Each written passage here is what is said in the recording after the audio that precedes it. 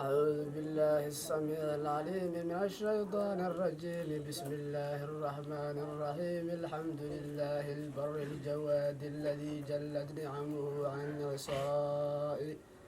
عن العصاء بالعداد المان باللطف والإرشاد الهادي إلى سبيل الرشاد الموفق للتفقه في الدين من لطف به واختاره من العباد.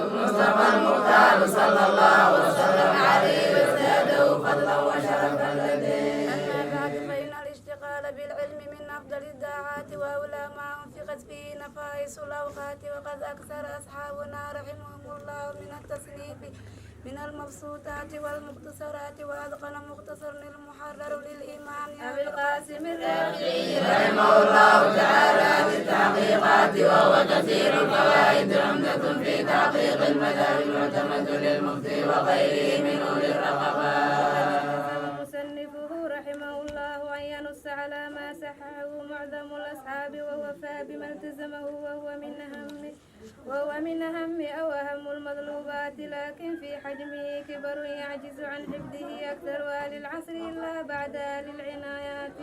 اختصاره في نار السعدير يسر عبده مع ما أضم إليه إن شاء الله تعالى من النفائس المستجابات. من التنبيه على قيود في بعض المسائل هي من الأصل معلوفات، ومنها مواضع يسيرة ذكرها في المحرر. خلاف المختار في المذهب كما سترى إن شاء الله تعالى واضحا.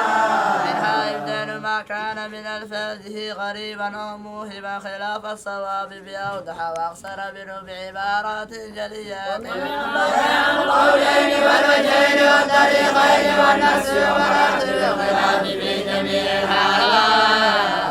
تقول في الأظهر أو المشهور فمن القولين أو الأقوال، فإن قوي الخلاف قلت الأظهر إلا فالمشهور، بحيث أقول الأصح أو الصحيح فمن الوجهين أو الأوجه، فإن خوي الخلاف قلت الأصح وإلا فالصحيح، وحيث أقول المذهب فمن الطريقين أو الطرق وحيث أقول النسب ونسب الشافعي رحمه الله، ويكون هناك وجه ضعيف أو قول مخرج.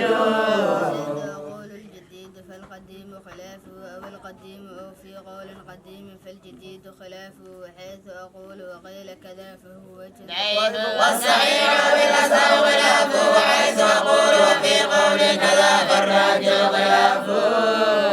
مسائل نفيسة أضمها إليه ينبغي أن لا يغلى القطاع منها، وأقول في أولها قلت وفي آخرها والله أعلم. ما وجدته من زيادة لفظ ونحوها على ما في المحرر فاعتمدا فلا بد منها، وكذا ما وجدته من الأذكار مخالفا لما في المحرر وغيره من كتب الفقه فاعتمد، فإني حفظت من كتب الحديث المعتمدة. وأقدم بعض مسائل الفصل لمناسبة أو اختصار، وربما قدمت فصلا للمناسبة، وأرجو إن تم هذا المختصر أن يكون في معنى شرع للمحرر، فإني لا أعرف من الكلام من الأحكام أصلا ولكن الخلاف ولو كان واهيا مع ما أشرت إليه من النفائس.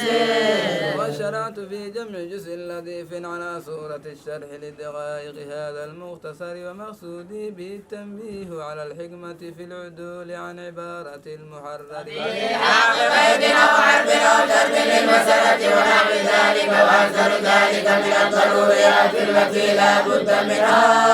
على الله الكريم اعتمادي وإليه تفويضي واستنادي، وأسأله النفع به لي ولسائر المسلمين ورضوانه عني وعن أحبائي وجميع المؤمنين. قال الله تعالى: وأنزلنا من السماء ماء طهورا يشترط لرفع الحدث والنجس ماء مطلق، وهو ما يقوى عليه الاسم ماء بلا قيد، فالمتغير بمزعل عنه كذابران تغير يمنع إطلاق اسم ما يغير طهور. ولا يضر تغير لا يمنع الإثم، ولا متغير بمكث وضين ومضول وما في مقره وممره، وكذا متغير بمجابر كعود ودهن أو بتراب طري فيه. ويكره المشمس والمستعمل في فرد طهارة غير ونفيها غير طهور بالجديد. ضعف بلا قلتين فطهور في الأصح ولا تنجس قلة الماء بملاقاة نجس فإن غيره فنجس فإن زال تغيره بنفسه أو بماء طهر أو بمسك وزعفران فلا وكذا تراب وجسم بالأنهار ودونه ما ينجس بملاقاة فإن بلغهما بماء ولا تغير به فطهور فلو قدر بإيراد ظهور فلم يبلغهما لم يذر وقيل ظاهر لا ظهور ويستصنى ميتة لا دم لها سائل فلا تنجس ماء على المشهور وكذا بقول نجس لا يدركه ظرف قلت والله أعلم والجاري كالعقد وفي القديم لا ينجس بلا تغير. والثاني 500 رذل بغدادي تقريبا في الأصح والتغير المؤثر بظاهر أو نجس طعم أو لون أو ريح ولو اشتبه ماء ظاهر بنجس اجتهد وتطهر بما ظن ذاته وقيل إن قدر على ظاهر بيقين فلا والأعمى كبصيرا في الأعذار أو ماء وبول لم يجتهد على صحيح ثم يتيمم وماء ورد توضأ بكل مرة وقيل لو اجتهاد. إذا استعمل ما ذنه وراغ الآخر فإن تركه وتغير ذنه لم يعمل بالثاني على النص بل يتيمم بلا إعادة في الأصح بتنجز مقبول الرواية وبين السبب وكان فقيها موافقا يتمده. يحل استعمال كل إناء ظاهر إلا ذهبا وفضة فيحرم وكذا اتخاذه في الأصح ويحل المموه في الأصح والنفيس كياقوت في الأظهر ما دبب بذهب أو فضة ضبة كبيرة لزينة حرم أو صغيرة بقدر حاجة فلا كبيرة لحاجة جاز في الأصح وضبط مدى الاستعمال كغيره في الأصح قلت المذهب تحريم ضبة الذهب مطلقا والله أعلم. وأسباب الحدث أربعة أحدها خروج الشيء من قبله أو دبره إلا المني ولم ينسد مخرجه وانفتح تحت معدته فخرج المعتاد نقد وكذا نادر كدود في الأظهار أو فوقها ومفجر فلا في الأثر الثاني سواء العقل إلا أنه ممكن مقعده.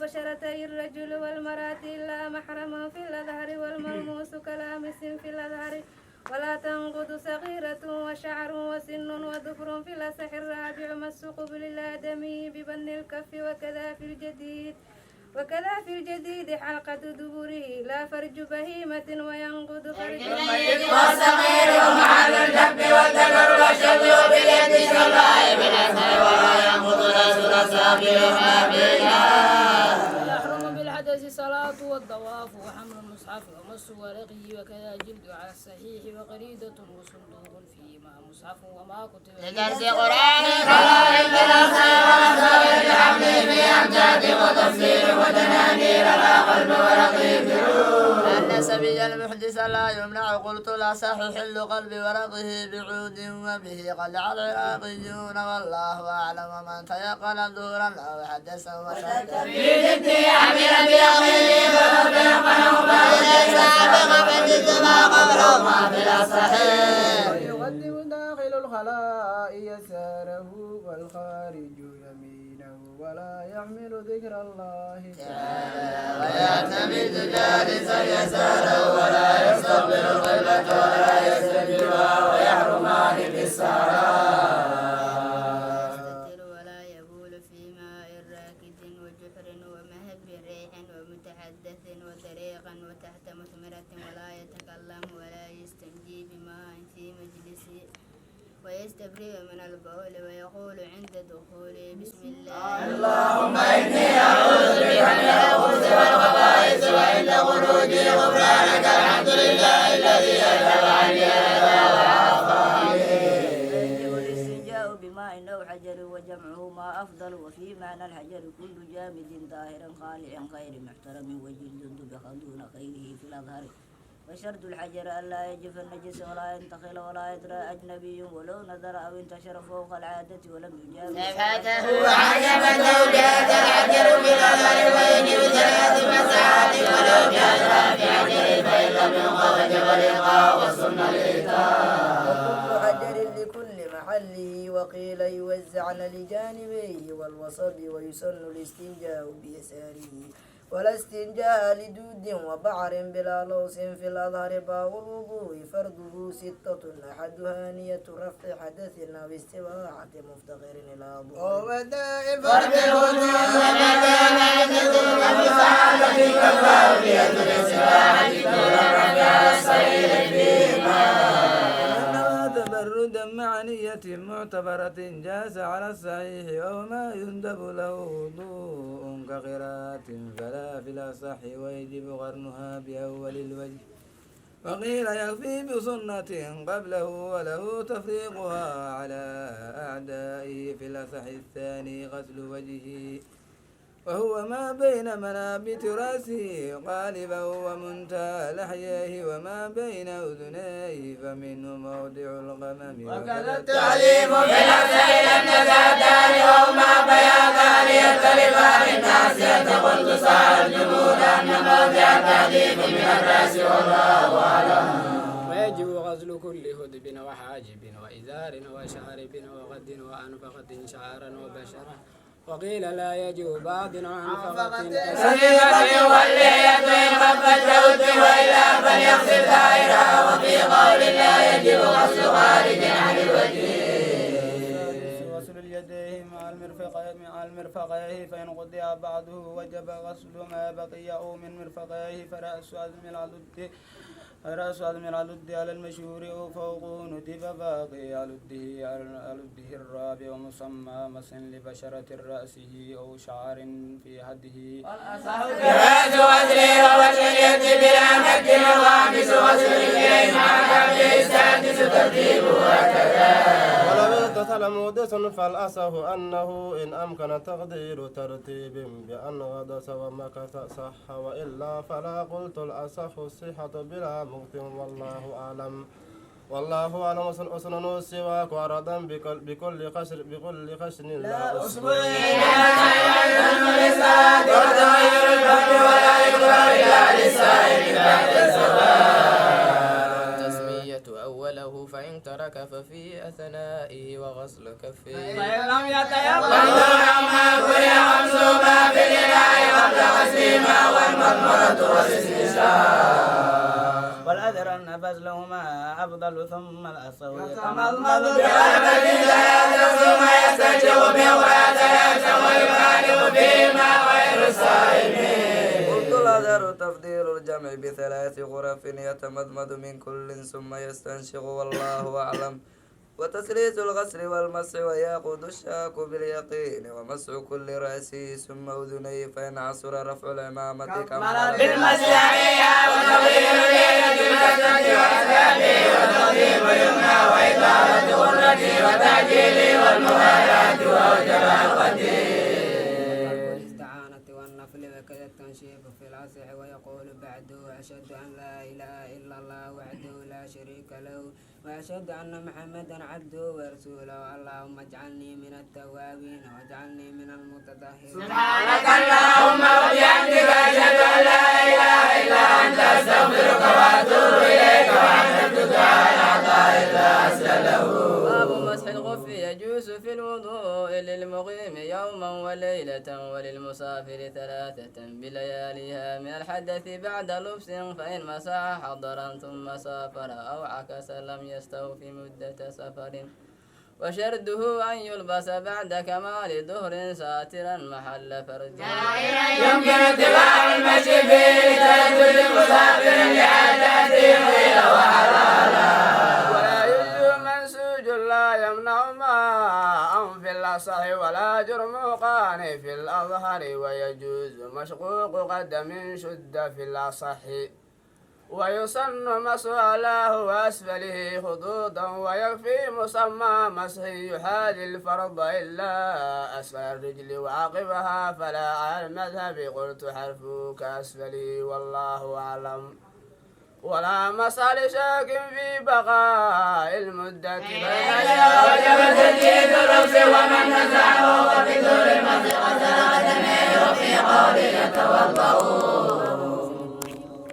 وحيض ونفاس وكذا بلادة بلا بلل بلا صح وجنابة بدخول حشفة أو غدرها فرج وبخروج مني من طريق المعتاد وغيره ويحرم بالتنفق أو لذة بخروج أو ريح أو بياض بيت جافا. والمراد كرجل ويحرم بها ما حرم بالحدث والمكس بالمسجد لا عبوره والقرآن وتحل أذكاره لا بقصد قرآن وأقل نية رفع جنابة أو استباحة مفتقر إليه أو أداء فرج الغسل مقرونة بأول فرد وتعميم شعري وبشري ولا تجب مضمرة واستنشاق. إزالة القدر ثم الوضوء وفي قول يؤخر غسل قدميه ثم تعهد معادفه ثم يفيد الماء على رأسه ويقلله الأيمن ثم الأيسر ويجب ويثبت وتبدل على الكريم سوى إلا ولا يستنتج بخلاف الوضوء. ويسن أن لا ينقص ماء الوضوء عن مد والغسل عن ساع ولا حد له ومن به نجس يغسله ثم يغتسل ولا تكفي له ما غسلته. وكذا في الوضوء قلت الأصح تكفيه والله أعلم. الله أعلم من اغتسل لجنابة وجماعة حصل أو لأحد حصل فقد قلت ولو أحدث ثم أجنب وأحسن فالغسل على المذهب والله أعلم. باب النجاسة هي كل مسفر مائع وكلب وخنزير وفرعهما وميتة غير الآدمي والسمك والجراد ودم وقيح وراس وبول ومدي وودي وكذا مني غير الآدمي في الأصح قلت الأصح طهارة مني غير الكلب والخنزير وفرعه ما والله أعلم. ولبن ما لا يوجد غير الآدمي والجنس المنفصل بالحي كميتة لا شعر له إلى ظاهره. وليست العلقة والمضغة ورطوبة الفرج بنجس في الأصح ولا يظهر نجس العين إلا خمر تخللت وكذا إن نقلت من شمس إلى ظل وعكسه في الأصح.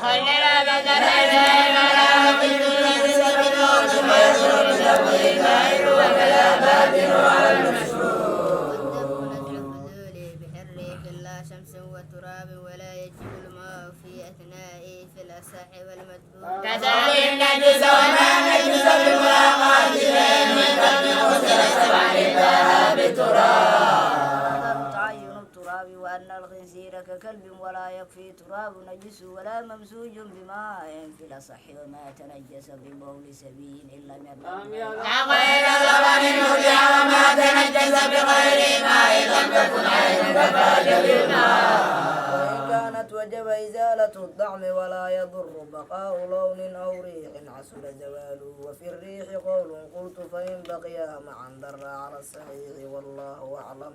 ويشترط ورود الماء إلى العصر في الأصح. فنظهر طهارة غسالة ينفصل بلا تغير وقد صار المحل ولم ينزل ماء بعد كثير وقيل يدر الدون بغسله. يتيمم المحدث والجنب لأسباب عدوى فغد الماء فإن تيقن المسافر فغده تيمم بلا ضرب وإن توهمه دلبه من رحله ورفقته ونظر حواليه إن كان بمستو فإن تردد قبل نفسه فإن لم يجد تيمم فلو مكث موضعه فلزم وجوب الضرب لما يدرؤه. ولو علم ما يصله المسافر لحاجة وجب قصده إن لم يقف درى نفس أو مال فإن كان فوق ذلك تيمم. ولو تيقنه آخر الوقت فانتظاره أفضل أو ظنه فتعجيل التيمم. ما لا يكفي فلك وجوب استعماله ويكون قبل التيمم.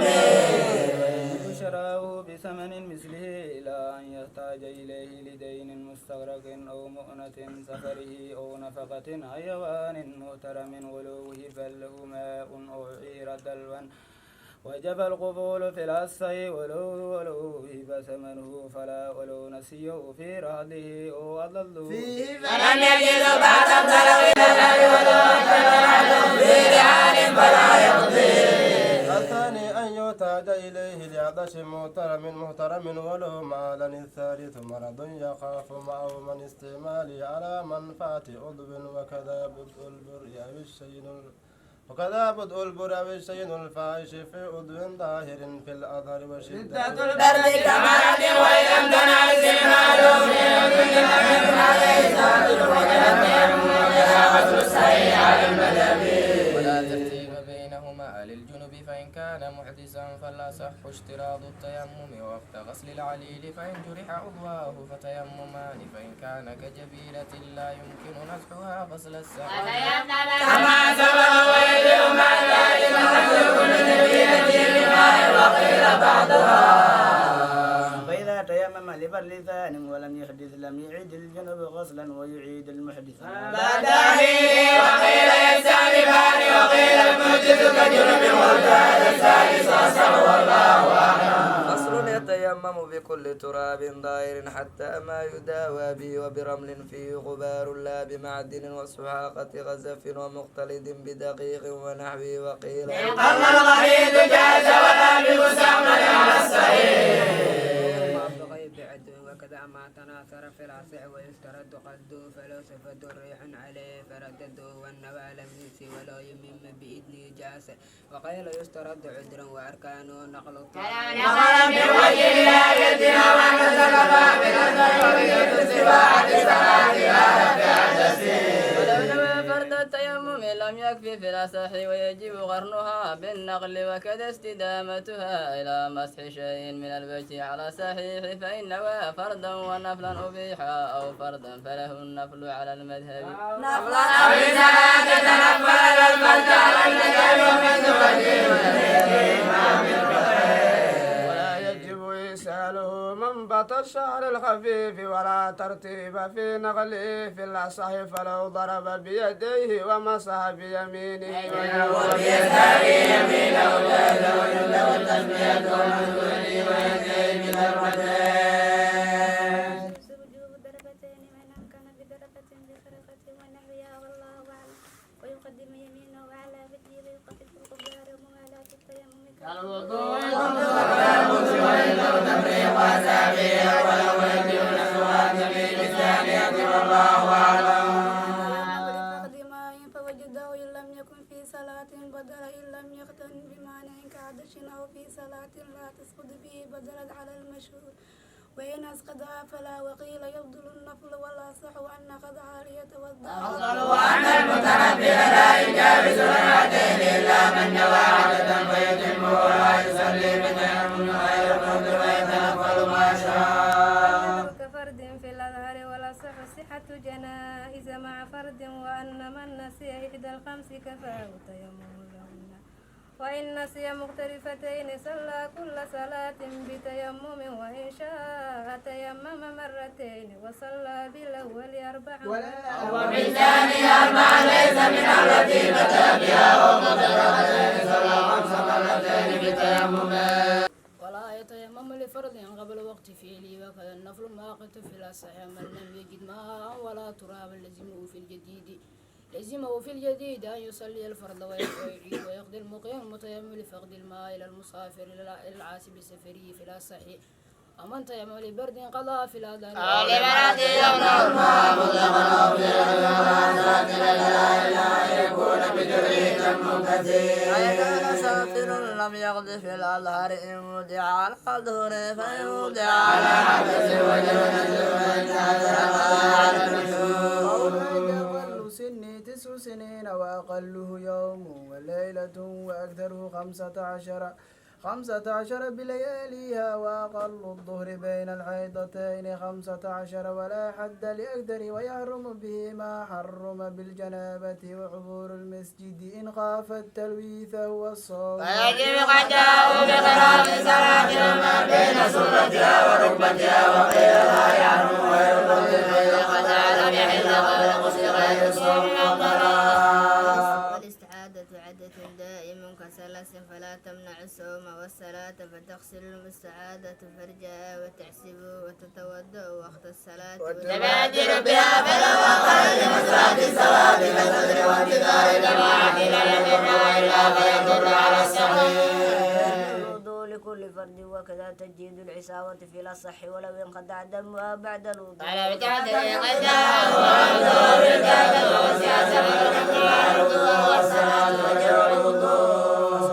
لسن الحيض أقله ولم يعبر أكثره فكله حيض، والصفرة والقدرة حيض في الأصح فإن عبره، فإن كانت مبتدأة مميزة بأن ترى قويا وضعيفا فالضعيف استحاضة، والقوي حيض إن لم ينقص عن أقله ولا عبر أكثره ولا نقص الضعيف عن أقل الظهور.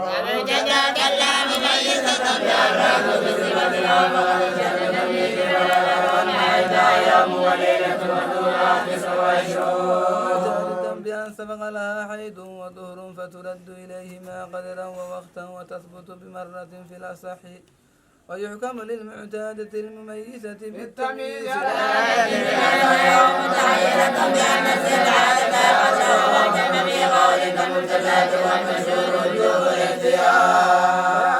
ومس المصحف والقراءة في غير صلاة، وتصلي الفرائض أبدا وكذا النفل في العصر، وتغتسل لكل فرد، وتصوم رمضان ثم شهرا كاملين ويحصل من كل 14 ثم تصوم من 18 ويحصل اليومان الباقيات. ويمكن قضاء يوم بالصوم يوم ثم ثالث وسابع عشر، وإن حفظت شيئا فليقين أمه بالمتقين عائد بالوجوبائر بالعبادات. انقضاء وجب الغسل لكل فرد، والأثر أن دم الحامل والنقاء بين أقل الحيض حيض وأقل النفاس وأقل النفاس وأكثر جدا ووالد وأربعون ويحرم فيما حرم الصلاة المكتوبات 5: الظهر وأول وقت زوال الشمس، وآخره مصير ظل شيء مثله سوى ظل استواء الشمس، وهو أول وقت العصر، ويبقى حتى تغرب، والاختيار والله توقع عن مسير ظل مثلين والمغرب لغروب حتى يغيب الشفق الأحمر كالقديم. وبالجديد ينقضي بموضع قدر وضوء وسطر عورة وأذان وإقامة و5 ركعات، ولو جرى بالوقت ومد حتى غاب الشفق الأحمر جاز على الصحيح. قلت القديم أظهر والله أعلم.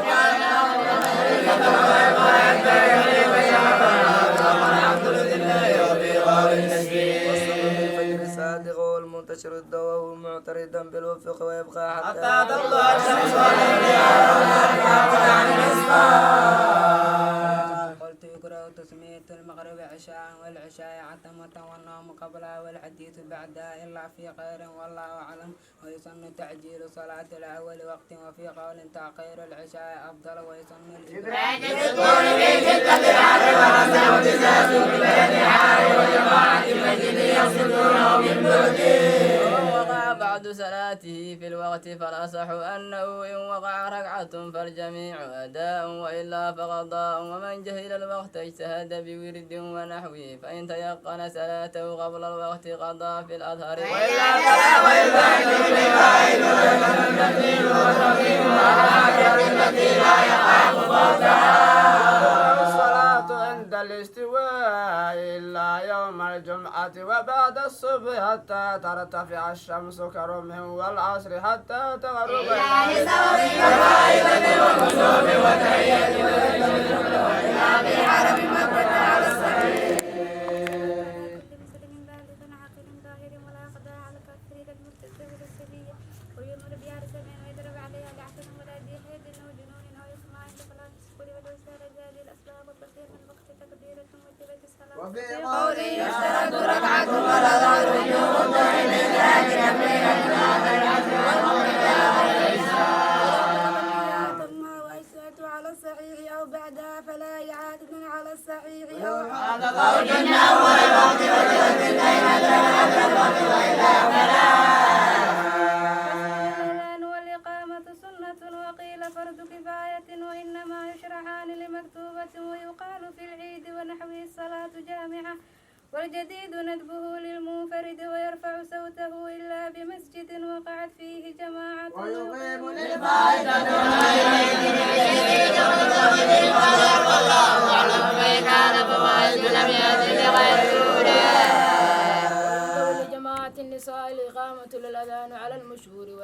مثنى والإقامة فرادى إلا لفظ الإقامة ويسن إدراجها والترجيع فيه والتصوير في الصبح وأيادنا غائبا للقبلة وينزل ترتيب وبلالات وفي قول لا يضر كلام وسكوت طويلا. وشرط البدر الإسلام والتمييز والذكورة ويقرأ للمحدث وللجنوب أشد والإقامة أغلد ويصلي سيده حسن الصوت عدل والإمامة أفضل منه في الأصح قلت الأصح وأنه أفضل منها والله أعلم. بسم الله. المسجد يؤذن واحد قبل الفجر وآخر بعده صن لسامعه مثل قوله إلا في حيعلتيه فيقول لا حول ولا قوة إلا بالله قلت وإلا في التثويب فيقول صدقت وبررت والله أعلم ولكل أن يصلي على النبي صلى الله عليه وسلم بعد كلامه إجابة الدعوة الزاد الغائبة محمد الوسيلة والفضيلة ويأخذ مقام محمود قبل تشرد لصلاة القادر إلا في شدة الخوف ونفل السفر فللمسافر التنفل راكبا وماشيا ولا يشترط دور سفره على المشهور فإن أمكن استقبال الراكب في مرمد وإتمام الركوع والسجود لازم وإلا فلا سواء يسمى الاستقبال وجب وإلا وقيل يشترط في سلام أيضا ويحرم انحرافه عن طريقه إلا إلى الخبرة بركوعه وسجوده أخفض والأظهر أن الباشي يتم ركوعه وسجوده ويستقبل فيهما وفي إحرامه ولا يمشي إلا في قيامه والتشهد ولا صلى فردا على الدابة واستقبل وجب ركوعه وسجوده ويوافق جنازه صائرة في الكعبة واستقبل جدارها أو بابها مردودا أو مفتوحا مع ارتفاع عتبته ثلثي دراع على صدرها مستقبلا من مرايا ما سبق الجاز ومن الملائكة قبل التوحيد والاتيان بقول ثقة يخبر عن علمه فإن فقد وإن كان الاجتهاد حرم التقليد فإن تحير لم يقلد في الأزهر وصلى كيف كان ويغدي ويجب تجديد الاجتهاد لكل صلاة. عجل على السعي ومن عجز عن الإجتهاد وتعلم الأدلة وقد ثقة عارفة.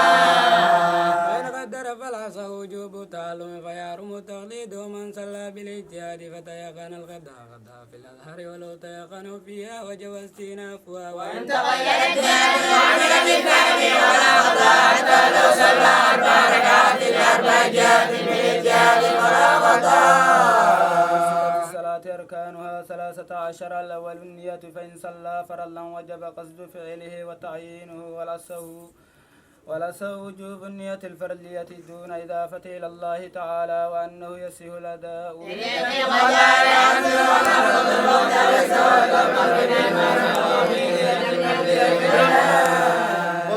قلت صحيح لا تسرة نية النفلية والله أعلم ويكفي في النفل المطلق نية في الصلاة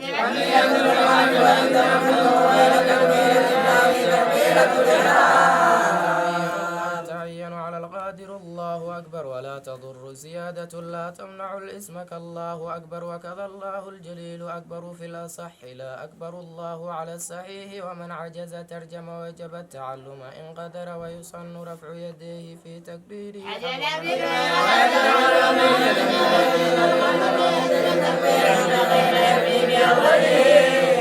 الثالث القيام بفضل القادر الثالث القيام بفضل القادر وشد نصب فقاره فإن وقف منحنيا ومائلا بحيث لا يسمى قائما لم يصح فإن لم يطق انتسابا وصار كراكبا فالصحيح أنه يقف كذلك ويزيد الحناء لركوع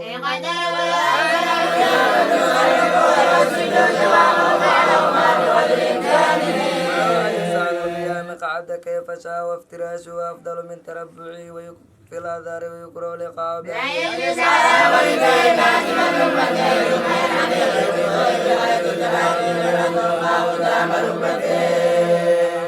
والأكمل أن تعدي موضعا سجوده فإن عجز عن القعود صلى لجنبه الأيمن